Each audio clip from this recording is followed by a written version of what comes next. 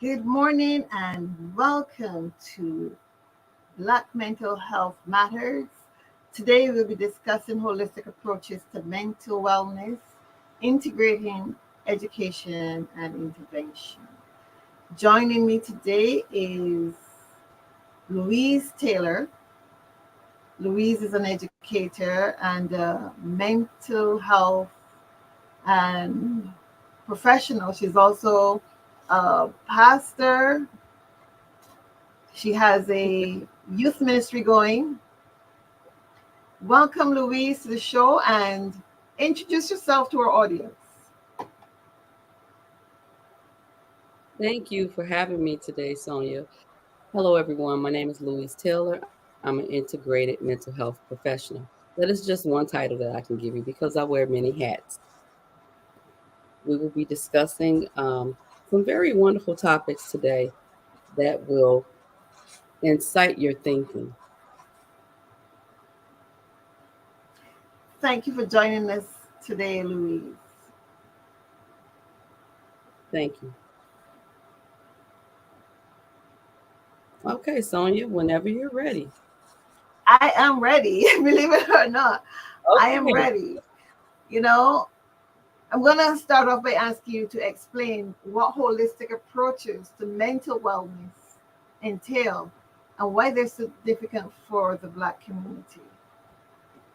Okay, so the approaches for mental wellness and what they entail, they deal with the whole body and the spirit. And so when we're dealing with the whole body and spirit, we are not being stigmatized by our diagnosis of what we're being given, but we're rather looking at the whole person. And the reason why they're so significant for the Black community is that a lot of the times we don't address these concerns. We don't. There could be a person that is having what's called an episode. You know, an episode is a point in time where something's just not going right. And oftentimes we tend to overlook it because it's like, oh, they're going to be okay. Just pray about it. And sometimes it takes a little bit more than prayer. You have to actually have somebody that you can go and talk to that'll be able to help you get through your rough patch that you're going through.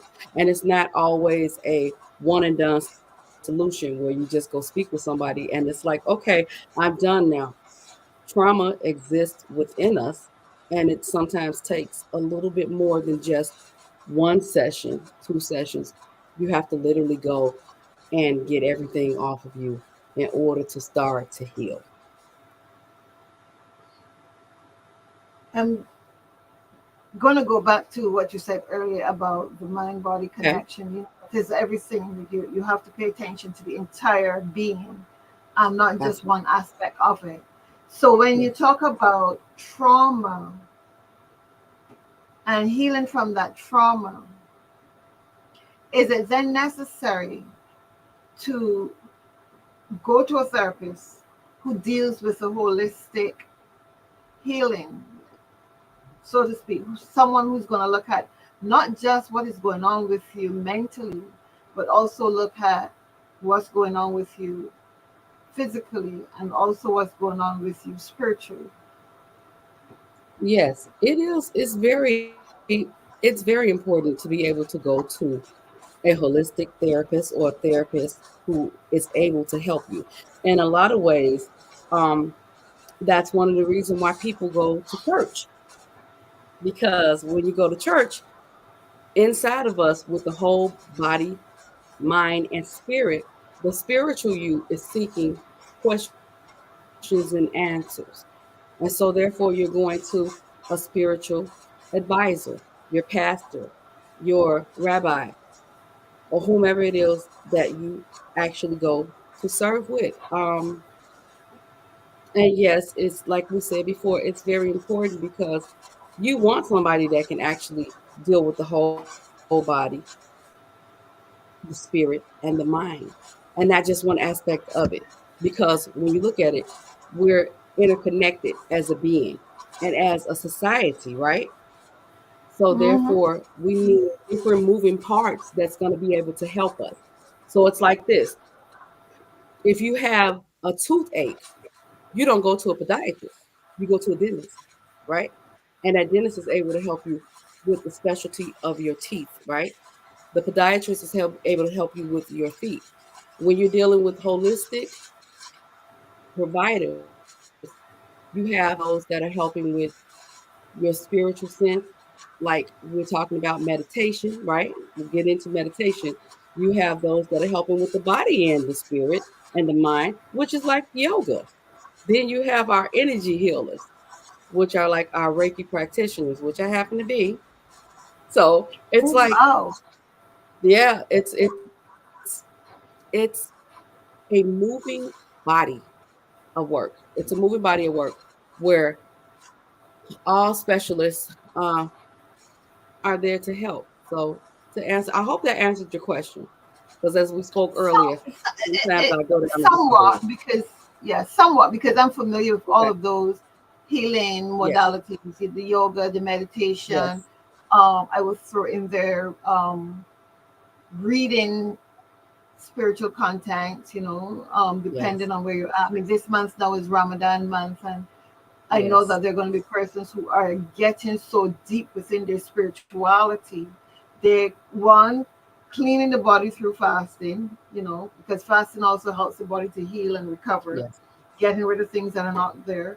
And they are practicing around this time. People really get into their spirituality. They're reading the Quran, they're praying, they're making sure that they pray, they're doing charity work, they're doing what they can to really embody the teaching of Islam during this period of fasting. So that for me Right. is also the mind, body, and soul connection. You're working on the body at the same time, and you're doing the things that you have to do to stay connected. Um, so I understand some of what you said, the yoga exercise, and yoga is not just an exercise. Yoga includes the meditation as well. I know that for most Western people, yoga is actually seen as let me stretch the body, but yoga includes all of it, the body that you can see and the body that you can't see, and all the other things that make the human a human. And That's yeah, that make the human a human. So being in that realm of taking a holistic approach, you have to include all of it. You have to yes, you look at do. your emotions, what's going on with me. So yes, I understand some of what you're saying, the yoga, the Reiki, all of these things are looking at the whole person, whole person. And it's at this stage where I would share that as a religious science practitioner, that's what I do. When a client comes to me, it is with the intention that I'm going to return them to that state of wholeness. They're looking for wholeness. So that is what I do. And also educating people in their spiritual practices. So if you come to me, you're Muslim, Christian, Hindu, Jew, it doesn't matter. What I'm going to do is educate you so that you can use your spiritual practices to return Right. you to that place of wholeness. It is not to convert you to anything, because I don't belong to any particular thing, Okay. but it is Yes. to return to a place of wholeness, return to source, return to who you really are at the very core of your being. And with that said, because I know that's a whole mouthful, can you share with our audience some of the common myths and misconceptions about mental health that prevail in our community? Oh yeah. As I was explaining earlier, some of the common myths are like, I don't need to go speak with anybody because I'm fine. Or the one, I can just pray it all away and it'll be answered, right? Or you have the one, it's kind of cliche and it's often used in various subjects, and this is one of them, that whatever happens in this house stays in this household. You don't have to go and talk to anybody because God will answer every last one of your prayers, which I don't doubt. However, there is a point in time where you have to go and you have to speak with someone because it becomes too much of a burden a lot of times for the weight, the trauma that's being carried by that individual or by a family. A lot of times it's generational trauma that never heals in the family. And so it's just passed along like legacy, like, hey, this is normal for us. It actually starts to become normal when it's not. So those misconceptions are we don't need to go speak with anybody. We got this taken care of. We're strong, like especially for women of color. We're strong black women. And no matter what you throw at us, we can handle it. We can really you can drop a boulder on me and guess what? I will bounce back. I can handle it. I like That that. I like that. yeah, And because hearing you, yeah, hearing you say that reminds me of those cartoons where you get run over by a steamroller and you just get back up, shake yourself, and yeah, woo, renewed. yeah, Yes. yes. So I heard Like you it's like say earlier. Earlier you said you don't have to go and see anyone. You don't have to talk to anyone, and that right, brought to mind the idea that we go to the doctor when we're not feeling well right, because we want to take care of our physical bodies. right. Yeah, we want to make sure that our physical bodies are good. You can pray away a lot of illness through the power of your own mind, and this is what Jesus has taught. Right. It is That's done unto true. you as you believe. But we still have to recognize that at the end of the day, it's all God. God is in the therapist. God is in the medical doctor. And just as you would want to heal, have healing for your physical body, Hmm. I think people should embrace healing for the emotions and mental being, that other part of us that we cannot see, but we can feel it because we know that there's something inside of us that keeps us going. There's something inside of us when it's not well. Some of us recognize when things are not well. That's I heard true. someone say to me the other day, I haven't been doing the stuff that I needed to do because I was in the fog. I was in the Mm. fog. Okay. Yeah, and Yeah. it is good when you can become self-aware and realize, okay, something is off. And I've heard people talk about this. I'm not feeling myself. And if you ask them to describe it, most times they cannot tell you what it is because they are not aware of what's going on inside of them at that soul level, at that spiritual level. They're just not aware. That's true. I've had a couple Yeah. of people that I've encountered that have come to me and those very words. I don't feel like myself. I don't feel like myself. And so these are things where when I actually have someone to come to me, that's when we start talking and we start going over what is it that helps you to know that you're not feeling yourself? What's the difference? What are the triggers? We have to get to the point of what's actually triggering that person. If it is actually, how can I say, like a childhood memory, or if it's something that's a sudden onset, because that's how mental health actually does work when you're having different episodes or things are changing in your life. Sometimes it's a sudden onset, and then at other times it's been there for a long period of time. And because of our busy schedules or life happening, we don't notice it. But in your downtime, or sometimes in the midst of all of the things that you're doing, it presents itself. And when it does present itself, it's like, how do we handle that? And a lot of people that I talk with, that's when we get to the point where when I speak to them, it's like, I didn't realize that was happening to me. I had no idea that I was going through that. I had no idea that everything was just pounding down on me at one time, or that I was taking on this problem or that problem. I just thought that it was normal. And those are the things that we have to pay attention to, especially in the Black community, because, like I said before, we are people who always have been, we're strong. No matter what the problem is, we're strong. And everybody, even in their strength, has a point of weakness. that you have to address. And that weakness in your mind, you have to address it. Because if your mind is not right, that body's not going to function. Okay? The mind, your brain, that central source of things, if it's not right, if it's not clear, if you can't get clarity, we're going to start breaking down. You're going to have things that happen. And when they happen, sometimes it's like you didn't send out the warning signal before, but now we're in a fight or flight moment. So now we have to go and see someone. Now it's imperative that I need to talk to a therapist. I need to talk to somebody that's going to listen. But the thing that often happens is that because we're oftentimes looked at like we can handle it all, we don't do it. And therefore it creates more issues. I think that education is vital throughout life. Okay. One of the things that happens to us, especially when we're very young, is that mental,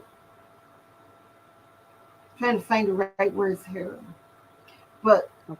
that mental programming that leads to us not being well. And just bear with me. It's formulating. Okay. It is coming. It is coming Okay. because I'm a parent Right.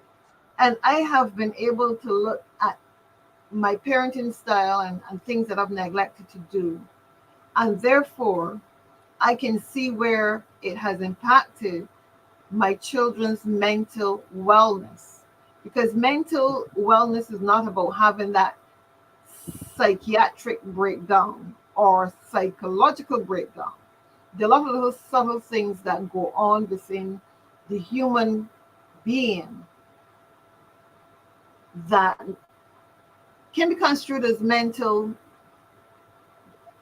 illness, such as when my friend said, Okay. I'm in the fog.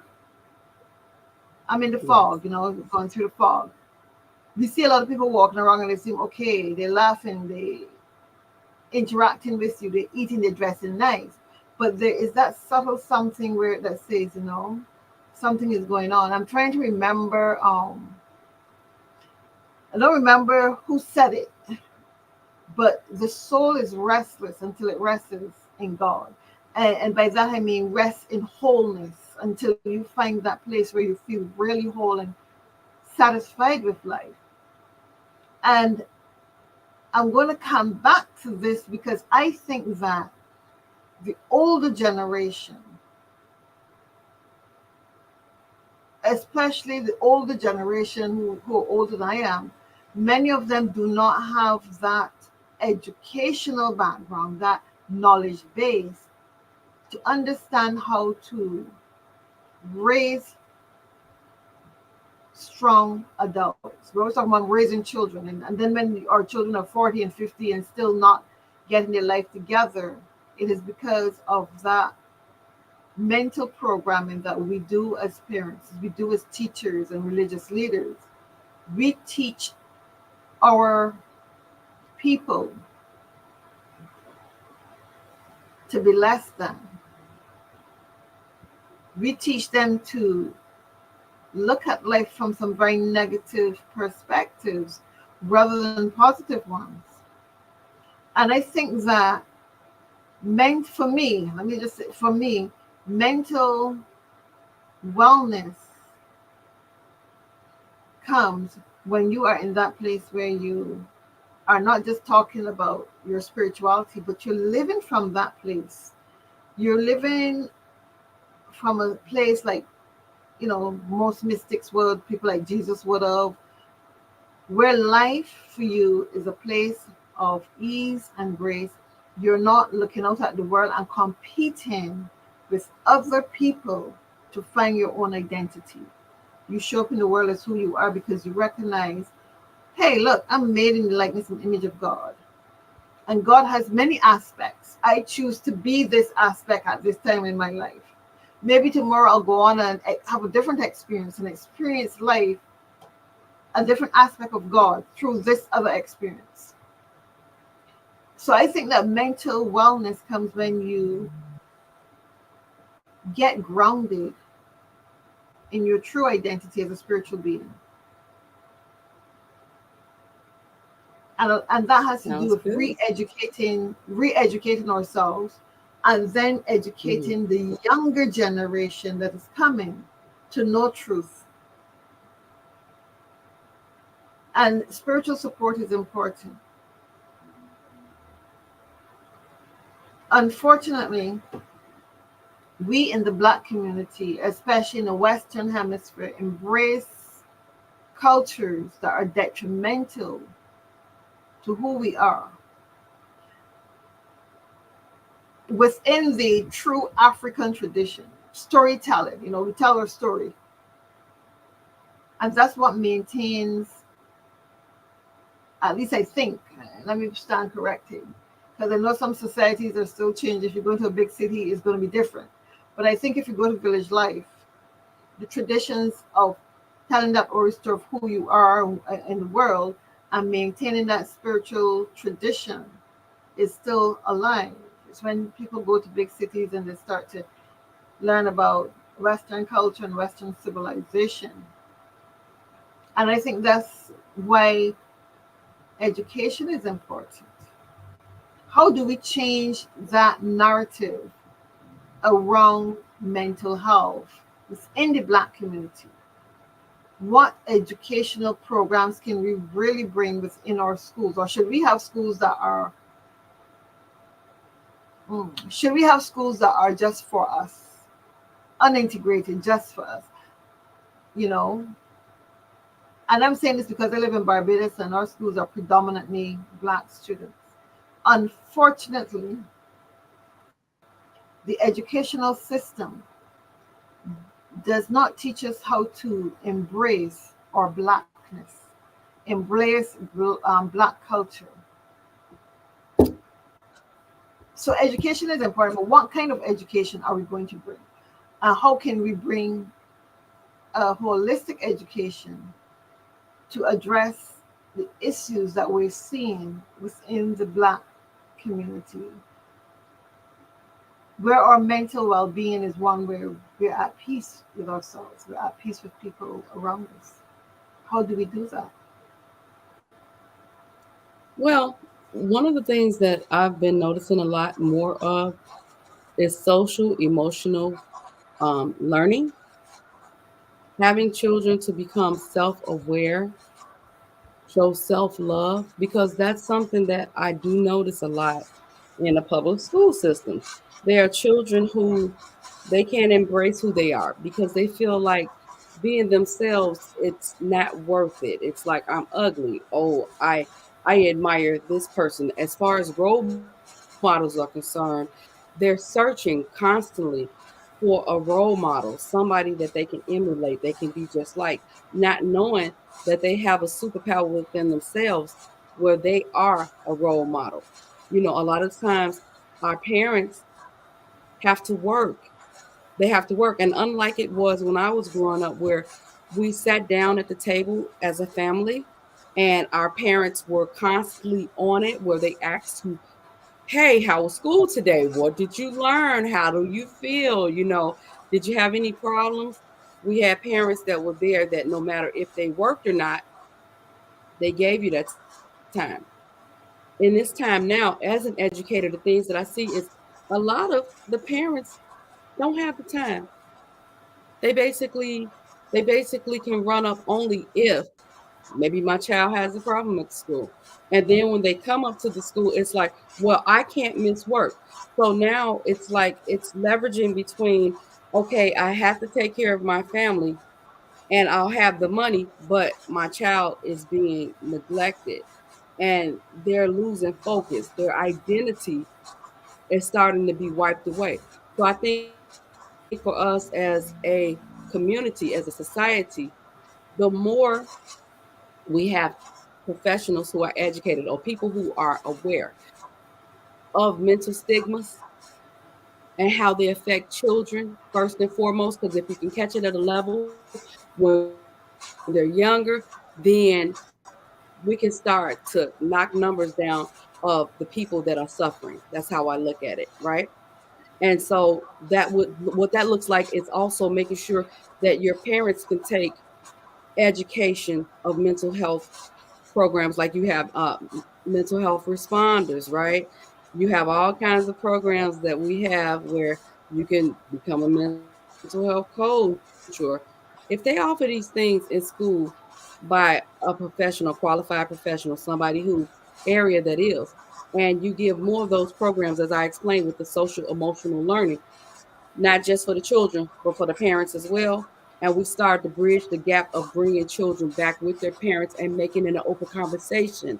That now, instead of the television raising my child or watching my child for me, or the apps on the phone watching my child and raising my child and being the babysitter, that I literally physically can step back in and we start to have these conversations of, hey, how was your day? Because in order to raise a community or a nation of people that are going to do a lot better, we got to, as you said, we have to go back, re-educate ourselves, see what we're missing, see how we can be a better assistance. People who are the elders in the communities at this point in time. Now, your young elders, your 40-year-olds on up, we have a responsibility as a people to reach back. Don't just leave them behind and say, hey, you know what? I'm fine. I made it through. I got through my generation. You guys are going to be strong. You're going to get through it, because they're not. They're looking for us as role models without the whole thing of, passing judgment on them as far as, well, you're listening to this music and you're doing that and you're doing this. Instead of reprimanding them for what it is that they listen to and what they do, find out the why of why they do it. Go into it and actually try to figure out, like, okay, wait a minute, hold on. Where's the disconnect coming from? Because there's a big disconnect. And the disconnect is in communication. Nobody's communicating, because everything is, and don't get me wrong, I do like artificial intelligence, I will say that, because sometimes it does help. But the reality of it is this: the only intelligence that you truly need as a human is here.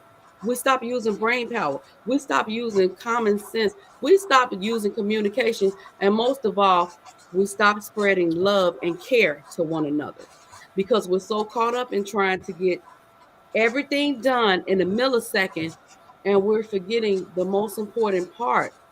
There was a term when I was growing up: the children are our future. So if you're not catering to or educating or looking after the mental wellness of children, where's your future going? You I won't have a cannot future. answer that. I cannot answer that question. You're asking me, or maybe you're posing it to the audience who are online watching, I'm but posing it to the I audience. cannot answer that question. But what I will say Yeah. is that there is that need to educate the adults who are having children, and I think that even before you have children, that this education, teaching you about who you are, how to become self-aware, and make better choices for your life. I think things like this help you to maintain a well balanced mentality. I'm not going to say you wouldn't get a little off kiltered every now and again, because we still have to realize that there's still that generational trauma that will affect us unless we learn how to break this cycle. And I say this, and as I say this, I'm thinking of a young lady who called me really early this morning. She's going through a challenge with her partner, and the family history is this has been your grandparent, this has been your parent, your mother, and now this is you. And I said to her, you need to find a way to break that cycle of domestic abuse. You need to. Yes. So at some point in time, we will meet up, and I will help her to get over that and start a new way of thinking, so that that doesn't happen again. Because in as much as she wouldn't say, well, I'm not mentally okay just by by listening, I realized you are not mentally okay, but you don't want to say it. You don't want to take the necessary steps for healing. And this is why education is so important. We go to school and they'll teach us about maths and science and things that they're relevant to those persons who want to use them in their career or maybe just as a hobby. But not everyone wants to go into a classroom and come out saying, well, I know mathematics, I know English, I know this. Sometimes these things are taught to everyone, but not everyone wants to know that or need to know that. I think that one of the things I would like to see happening in schools is that we have classes that are structured for young people on personal development rather than all the academic stuff that you just throw at them because you got to get qualified to do this. And if you don't have this, you can't do this. And I think that in itself creates mental health illness because if I'm a student in your class and you're saying, well, Sonia, you don't do well in math, so you are stupid. Imagine the impact that that's going to have on me throughout my life because I know a lot of people think children are resilient, but children are not resilient. I myself am not resilient. I may appear strong, but I have my breaking points. I have times when I just get into the fog, so to speak, because there are things that would have happened even as a very young child that is still lodged in my subconscious mind, and I don't know what it is. But I can tell you the times when I feel off, you know, the times when I feel off, and I'm not going to go to see a psychiatrist.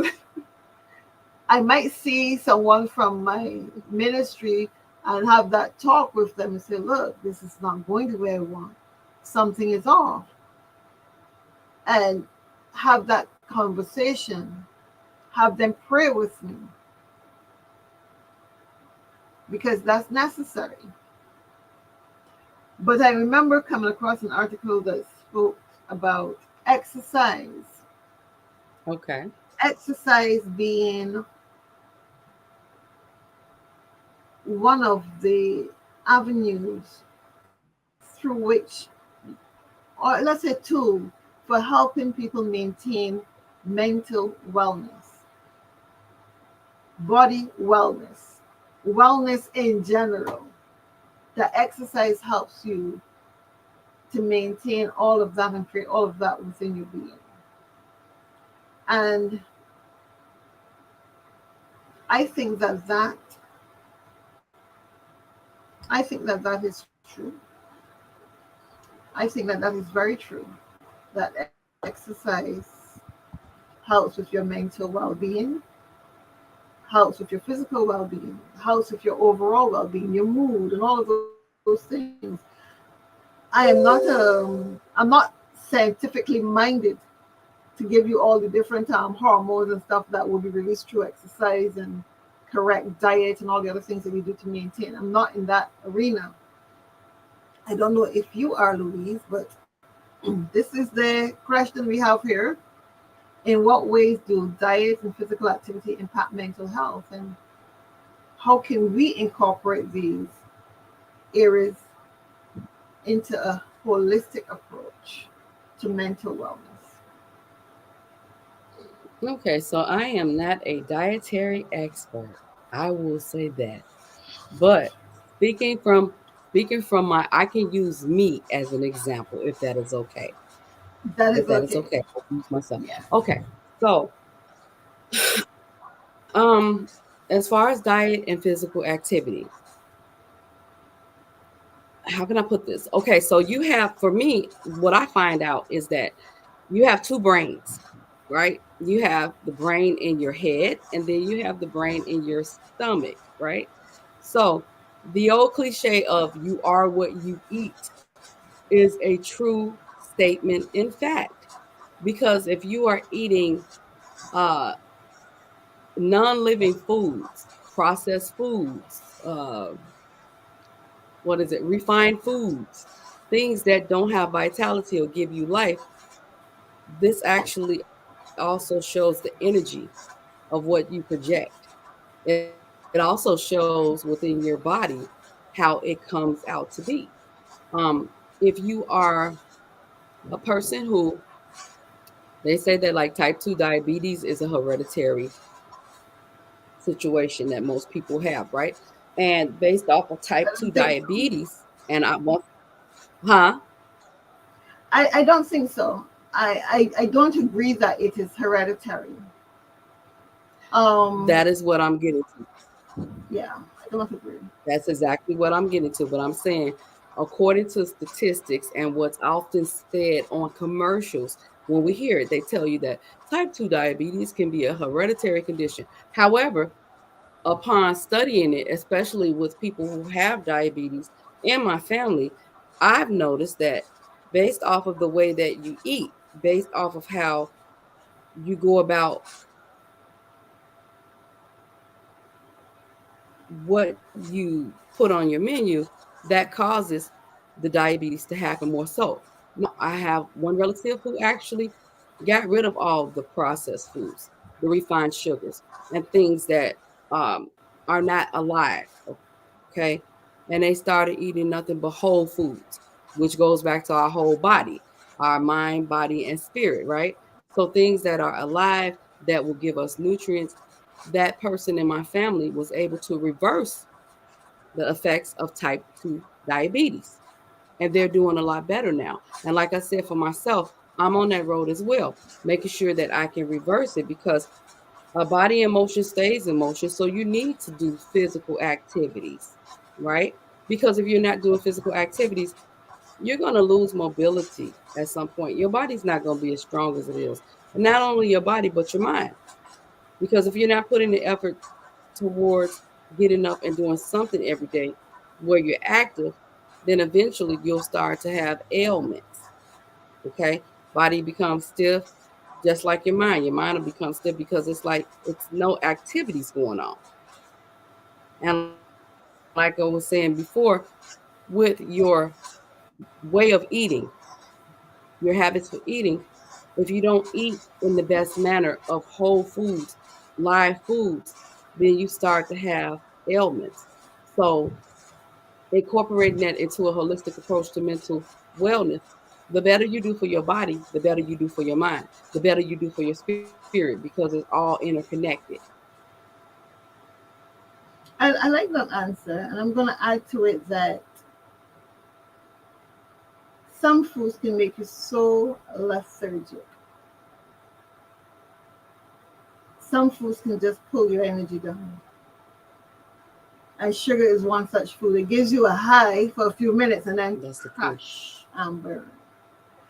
But I don't think that, and I'm going to speak for West Indian people, because one of the things that Okay. I have noticed on most menus here in Barbados, especially, is the high volume of starch, very little veg. Mm, And then we will say, oh, but Barbados has a very high rate of amputees due to diabetes. And one of the other things that I will say too is that when we become adults, or when we're given that little thing that say, hey, you're over 18, you're an adult now, we start to think about life differently. We stop playing, we stop having fun and doing fun things, because there's certain things that adults no longer do. Adults don't go and run around and skip and pitch marbles and hula hoop and go on the swing and swing. We no longer do those things. And they say, oh, you have responsibilities now, so you cannot be seen doing all these fun things. But I think that play is important, especially play that involves being active is important. You know, I know for me, I spend a lot of time sitting at the computer, and my body has felt the effects over the years. And then there's also this need to exercise in a group. I don't want to exercise alone. I want company when I'm exercising. So my exercise routine is limited, very limited. Um, the good thing for me is that when I go out, I walk a lot. I'm in situations where I get to walk a lot, and that is good for me. You know, um, Walk to the bus stop, walk through Bridgetown. I do get some walking in at least every couple of weeks, get to walk.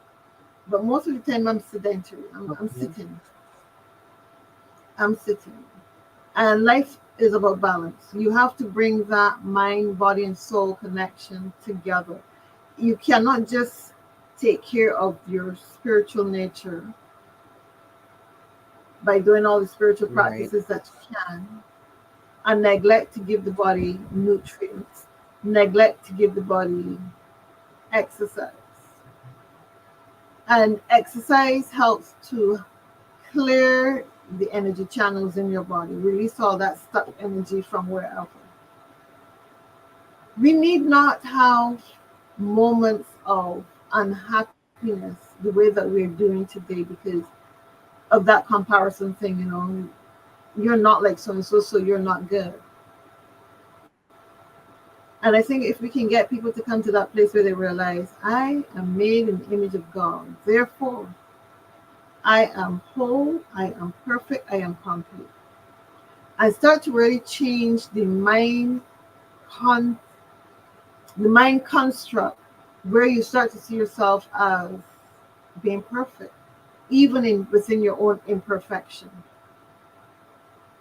But Right. where we need to be educated is in areas of self-love, loving yourself just as you are. And I know for people of color, for Black people who have been taught that they were not human or less than human, and that Black is not beautiful. Your nose broad and it flat, and your skin color really don't line up with what some standards of beauty are. We have to re-educate our young women about their hair texture. And every time I see someone say, you know what, I'm done with processing my hair to make it straight, I give them the thumbs up sign. Because unless you can really appreciate and value yourself where you're at and for who you are, you're going to have some serious challenges with your mental well-being. I think it is Saint Paul, Paul from the Bible, who said, be transformed through the renewing of your mind. I think that is what he said, not a biblical scholar.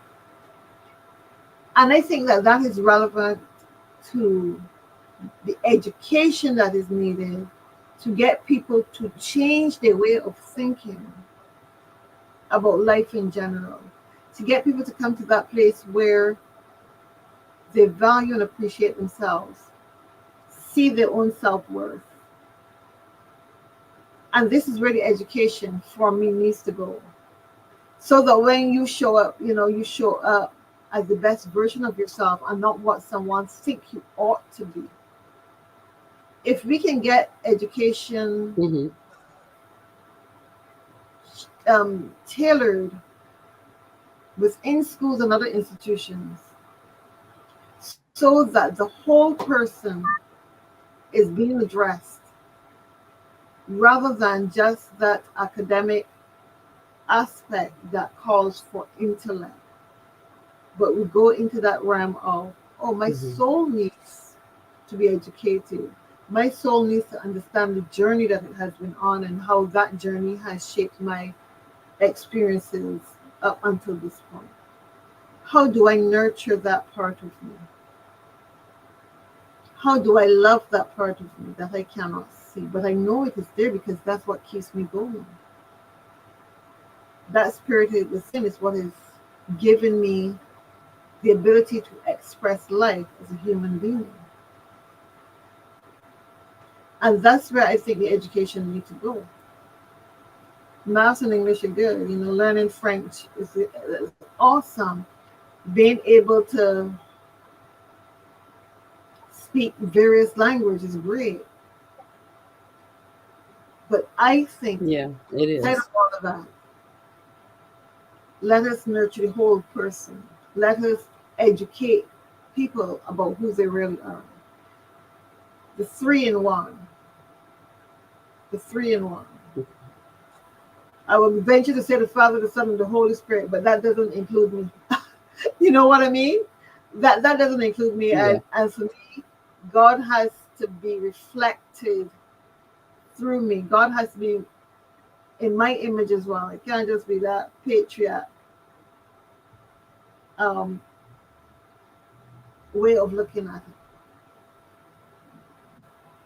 You made some very So valid points. I have to say, Mother, Daughter, Holy Spirit, and transcend the norms, because these are other things too that really bring us to that place of self-loathing. It's like, where do I fit into traditional religious thinking? And this again calls for mental breakdown. We don't see it. We think I'm okay.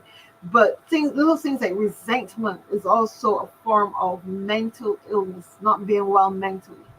Because if you were made in the image of God, and God is absolute love, and God is absolute respect for all, then where does resentment come from? And resentment hurts the person who's resenting. So for me, these negative little emotions that we hold on to contribute to mental illness. It isn't the psychotic breakdowns. It's not that at all that makes one mentally ill. It's little things that go unacknowledged. Those are the things that we don't acknowledge.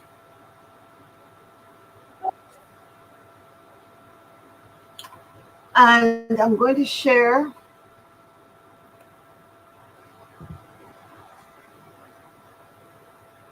I'm here. Can you hear me?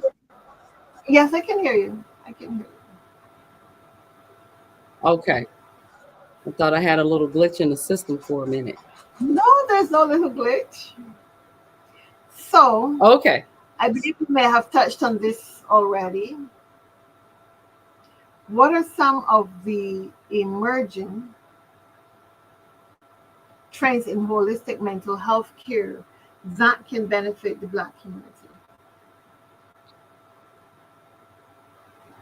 Oh, this is wonderful. Okay, so a lot of the emerging trends in holistic mental health care would be yoga, right? So for a while, um, it was unheard of people that I knew in my circle and in my city who were actually taking yoga classes. They didn't know anything about yoga, there's hot yoga, different things like that, like we touched on, that are for the mind, body, spirit, right? That go beyond the physical body and it also transcends into the spiritual body. Then you have energy healing, you have Reiki energy healing, where you are shown exactly how to heal anything that is in your body, right? Anything that is in your mind, because you're using your mind to generate through your whole body. And there's an energy barrier that's there that helps you to actually heal yourself or heal others, right? Then we have meditation. This is a point that I love touching on because in meditation, how many people actually take the time out? How many people actually take out 5 minutes, just 5 minutes a day, to do affirmations, to sit in silence, and to become one, and just to feel everything around you?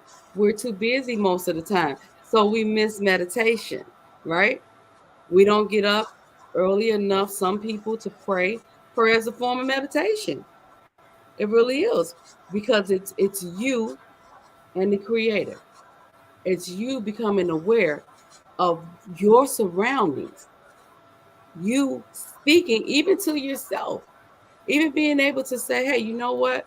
Let me connect with me to do an assessment. Let's do an assessment of how I'm feeling today. What's going on? And that is one of the issues that we have when we're talking about the mental wellness. because, like I said before, we're so busy not being able to stay in connection with ourselves and in connection with the source, that it's like, okay, I got to work, I got to do this, I got to do. What about the time that you just give back? So meditation is a really big part of what it is that I do and what I like to do. And as a matter of fact, I'll show you the school that I currently work at. In our area, we're like a melting pot. There's great diversity there. However, a lot of the children who I educate, they're from the islands. A lot are from the islands. A lot are from Africa. Um, we have a lot of children who come in as refugees because we're a school that literally is a sanctuary school. So, being a sanctuary school, anybody is welcome to come in depending on where you come from. At this point now, we have an influx of migrants that have come to the city, right? And so one of the things that I've learned, especially as of yesterday, because I watch our children and adults alike for behavioral, for behavioral issues or whatever it may be. My class was my class has been very antsy for the time prior before I came in to teach. Oh my gosh. And I love educating our children. So it's like going into the classroom, oh, there's an influx of temperaments and we're not listening. And so I just observed it for a little bit. And what I did, I said, okay, everybody, I need for you to sit down in your seats. We're going to do something different today. What are we going to do? We're going to get in contact with ourselves. I said, let me show you what that looks like. So, quite naturally, we're doing 5 minutes of meditation, and their heads are down. And I'm like, okay, let's just relax and let's breathe. So, we're doing breathing exercises. We're saying affirmations that are positive affirmations for our school day. This has helped so much that I have other educators that are coming to me and they're like, I've never seen that before. I'm so used to them hollering in the classroom. That's because we have to start looking inside of ourselves and pushing everything out for those children. Make sure that they know, okay, there's time that we need to breathe. There's time that we need to self reflect. There's time that we need to have self awareness. And there's definitely time for self love. And we have to start teaching them that little by little so that they can get it and they can become aware of who they are. So these are things that could benefit the Black community. Actually, having a program where we have a yoga instructor to come into the school and alongside of the gym teacher or the physical ed teacher, they're being taught yoga. There's time where we can have someone to come in um, who is doing SEL or self awareness, and we're doing our breathing exercises. There's a time where there can be somebody that comes in that's a Reiki practitioner, and you're showing the basics of how to heal yourself. All of these things we can integrate within our community and we can give it to our children. We can give it to our parents because in order to reach those children, you have to reach the parents, I agree. right? You have to reach your Yes, parents. I agree So with you there. parents need to be educated.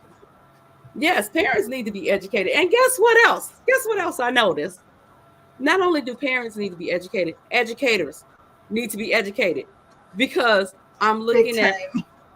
really big time, right? I'm looking Big at time. the energy levels of educators when I go into the school. I'm always greeted with, oh my God, you're a ball of sunshine. Oh my God, we've never seen anybody like you before. Oh my God, where did you come from? And I'm thinking to myself, this person has been having a hard time. This teacher, this educator has been having a hard time. And I generally can tell by how their classroom is. Like I said, the classroom that I inherited for the week. Okay. The teachers had other surrounding teachers had never seen this class transform the way that they did because I know that giving care, I know that showing love, I know that having our children learn to embrace themselves in self love, self awareness, right? It's important because they can leave with a great sense of love and respect, and honestly they're toned down, like they're quieter and they're more at peace. It's more peaceful. And I've even had the administrators of the building come and tell me, wow, you're amazing. We've never seen anybody like you before. The compliments, I just kind of look at them, I take them, and I'm like, that's beautiful. But I'm like, this is what I was put here for. This is my purpose. My purpose is to serve. My purpose is to make sure that we, as a community, as a whole body of God, that we're doing what we're supposed to be doing. What does that look like? It looks like being able to reach out and help. Just being able to say kind words to your coworker, kind words to the children. There's nothing wrong in being kind and acknowledging that, hey, I'm not the only person here. You matter. We matter together. How can I help you? That is my thing. How can I help you? How can I help? I ask my children, my students, hey, how can I help you? Let me see what you need help with. What do you want to work on? And they like that because they have a choice in the matter. Their voices are heard. It's not just that they're being dictated to, right? It's not a dictatorship. We're actually leaders that are leading future leaders. We're helping them to get to where they need to get to. And it's starting from within. It's that whole body, mind, and spirit. Because you don't want to break a child's spirit. Because, like you said, if you have someone that tells you what you can't do, they're breaking your spirit. And then words become action. And then you really start to feel like, I can't do this. I can't do it, but you can. And that's where in our community, we need these kind of professionals. We need to have this community to come into the school and help our children. Because a lot, like you said, a lot of the textbook, that's what they take away. They take away the textbook, but they don't take away the integrity. They don't take away that personal aspect of what helps to build them up as leaders, future leaders, our doctors, our lawyers, our nurses, our spiritual advisors. There's everything that we need in this world to help us to maintain as a human body, as a spiritual body, right? They need that. And if we don't start to educate ourselves and get back into it, I didn't say you have to go to school for 6 years, 4 years. There are a lot of programs that are a little bit under 6 months that can help you. Every little bit helps. Each person that has a little bit of something that they can add to it while staying in your lane, okay?